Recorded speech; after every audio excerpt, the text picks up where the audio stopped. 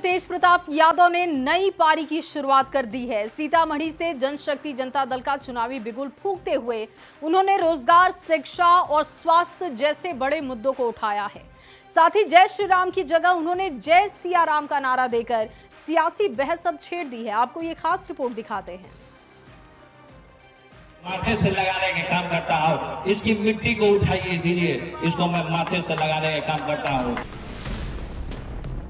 बिहार की राजनीति में लालू प्रसाद यादव के बड़े बेटे और पूर्व मंत्री तेज प्रताप यादव ने अब अपनी नई पार्टी के साथ जनता के बीच दस्तक दी है। जनशक्ति जनता दल के बैनर तले तेज प्रताप ने सीतामढ़ी से चुनावी अभियान की शुरुआत की, जहां उन्होंने रोजगार, पलायन, स्वास्थ्य और शिक्षा जैसे मुद्दों को अपने एजेंडे में शामिल कर लोगों के दिल को छूने की कोशिश की।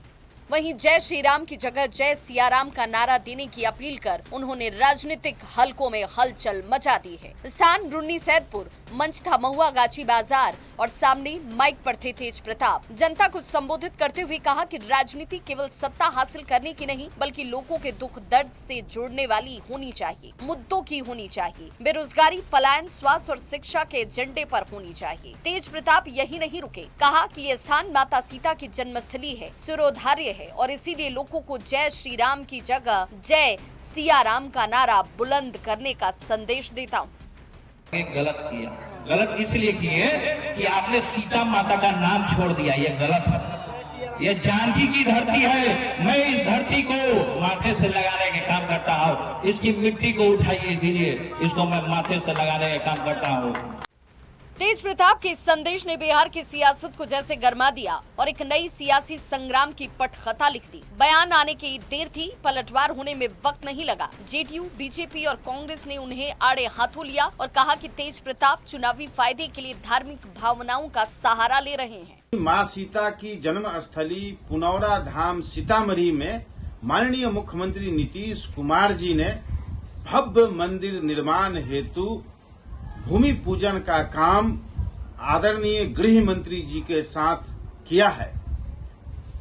मां सीता की जन्म स्थली जो अब तक वहां कोई ठीक ढंग से इसके पूर्व की सरकारों ने वहां काम नहीं किया था, हमारी सरकार ने वहां पुनौरा धाम को विकसित करने का संकल्प लिया है। हम लोग तेज प्रताप यादव की राजनीति को गंभीरता से नहीं लेते।